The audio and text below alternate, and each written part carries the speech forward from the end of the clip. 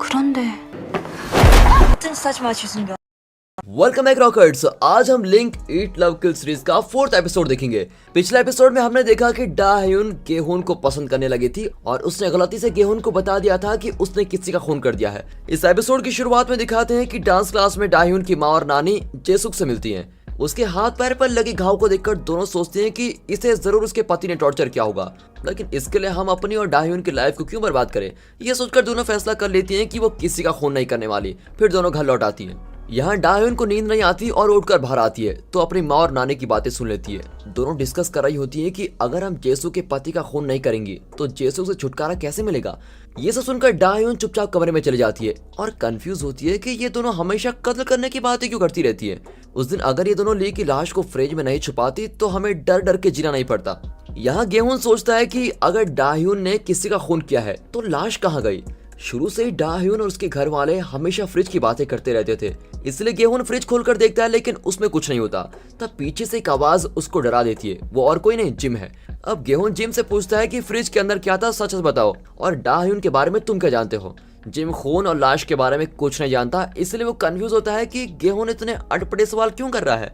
दरअसल उसने डा-hyun का डीएनए टेस्ट करवाया होता है और वो गेहून को भी वही बात बताने आया था, लेकिन इतने में डा-hyun वहां पर आ जाती है और जिम चुप हो जाता है। डा-hyun अपना काम खत्म करके अपने पुराने कलीग से मिलने जाती है। वो पूछती है कि तुम इतनी थकी हुई क्यों लग रही हो, ऊपर से तुम्हारी आंखों के नीचे ब्लैक सर्कल्स भी दिखाई दे रहे हैं। तो डा-hyun कहती है कि मुझे ठीक से नींद नहीं आती यार, इसलिए मैं टायर्ड हूँ और कोई बात नहीं है, पर मेरी मुलाकात एक शेफ से हुई है और वो बहुत ही केयरिंग है। मेरी हर मुसीबत में वो मेरी मदद करने के लिए आ जाता है।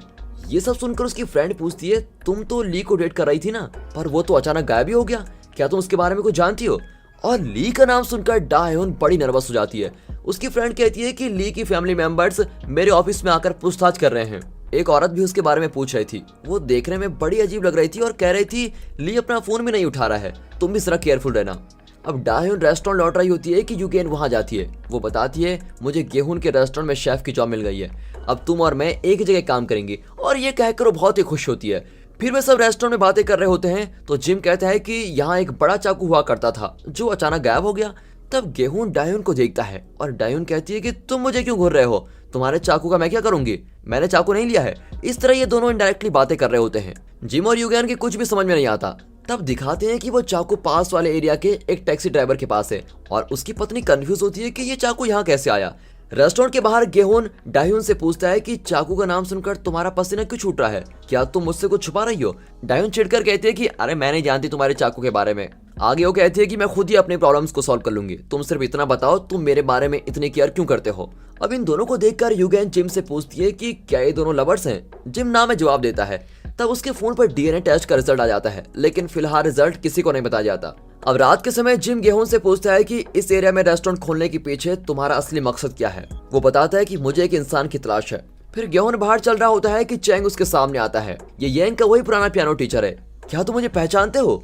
गेहून जवाब देता है कि मैं अपनी लाइफ में तुम्हें कभी नहीं भूल सकता, और अगर मुझे पता चल गया कि येंग को तुमने ही मारा है तो मैं तुम्हारी जान ले लूंगा। तब ऑफिसर हुआन वहां पर आता है और दोनों को वहां से भेज देता है। अब जे और मिंजो पेट्रोलिंग कर रहे होते हैं। उन्हें कंप्लेंट मिली होती है कि शराबी एरिया के लोगों को परेशान कर रहा है। वे देखते हैं कि वो शराबी जेसुक का पति है और जे गुस्से में उसको मारने जाता है, लेकिन मिंजो उसको रोककर उस आदमी की मदद करती है, लेकिन वो आदमी उल्टा मिंजो को गाली देने लगता है। अब जेसुक डा-hyun की माँ और नानी से बात करने आती है। शुरू से मेरे और मेरे पति के बीच हमेशा अनबन रहती थी, फिर वो मुझको रोज मारने लगा, लेकिन आजकल उसका मारना पीटना बहुत ही ज्यादा हो गया है। मेरे साथ वो बहुत ही बुरा व्यवहार करता है। उसके साथ रहने से तो अच्छा है कि मैं मर ही जाऊं। इतना टॉर्चर करता है वो कि क्या बताऊं। वो इतने सालों से मेरे साथ जो कर रहा है उसके बदले में उसका काम तमाम करना चाहती हूँ, तभी मुझको तसल्ली होगी। अगर तुम दोनों ने मेरी मदद नहीं की तो मैं पुलिस को बता दूंगी कि डा-hyun खूनी है। अब इस तरह धमकाकर वो चली जाती है। अब डा-hyun की माँ बड़े गुस्सा हो जाती है और कहने लगती है कि इसकी मुसीबत हम क्यों पालें। इस पर नानी एडवाइस देती है कि शांत हो जाओ बेटी, सोच समझ कर डिसाइड करेंगे। पर बेटी को शांत करके नानी खुद बेलन लेकर बाहर जाती है और कहती है कि जेसु के पति को मार के 2 टुकड़े करने जा रही हूँ, फिर जो होगा देखा जाएगा। डा-hyun की मां नानी का पीछा करती है। ऊपर से डा-hyun काम कर रही होती है और इनको देखकर वो भी इनके पीछे भागने लगती है। गेहूं सोचता है कि अब क्या हुआ इन महारानियों को, फिर वो भी इनके पीछे भाग जाता है। कुछ दूर पर जेसु का पति नशे में धुत किसी आदमी से टकराता है। ऊपर से कहता है कि अंधे हो क्या, दिखता नहीं मैं आ रहा हूँ। पर वो आदमी उसको फटाक करके एक मारता है और ये कोई और नहीं पुलिस ऑफिसर जे है। यहाँ ये तीनों औरतें उस तरफ जा रही होती है। गेहून किसी और ही दिशा में जा रहा होता है और जे सामने से आ रहा होता है। आप ऑफिसर जे है ना, बिना यूनिफॉर्म के आप यहाँ क्यों घूम रहे हैं? पर जे उसको इग्नोर करके चला जाता है। गेहूं देख लेता है कि उसके हाथ में खून लगा हुआ है। वहाँ डाह्यून की फैमिली जेसु के पति को नीचे पड़ा हुआ देखकर बिल्कुल ही चौंक जाती है और सोचती है कि शायद जेसु की पत्नी ने किसी और को भी सुपारी दे रखी है इसको मारने के लिए। अब इससे पहले कि तीनों वहां से जा सके, पुलिस आ जाती है और इनके हाथों में वेपन्स को देखकर पुलिस को यकीन हो जाता है कि इन्होंने ही जेसु के पति को मारा है।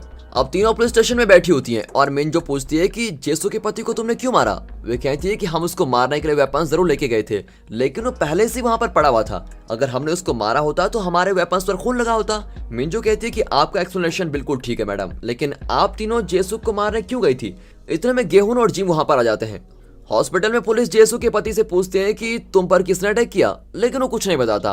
बड़ी मुश्किल से वो सिर्फ इतना कह पाता है कि उस आदमी ने ब्लैक ड्रेस पहनी हुई थी। अब इस बारे में ये सब पुलिस स्टेशन में डिस्कस कर रहे होते हैं। गेहूं जानता है कि पुलिस ऑफिसर जे ने ब्लैक ड्रेस पहनी हुई थी और उसके हाथ में खून भी लगा हुआ था, इसलिए वो जे को घूरने लगता है और डाह्यून की फैमिली को निर्दोष पाकर उनको छोड़ दिया जाता है। अब घर पर डाह्यून की माँ उसे बताती है कि ली की लाश को फ्रिज में रखते वक्त जेसुक ने हमको देख लिया था। वो हमें उसके पति को खून करने पर मजबूर कर रही थी।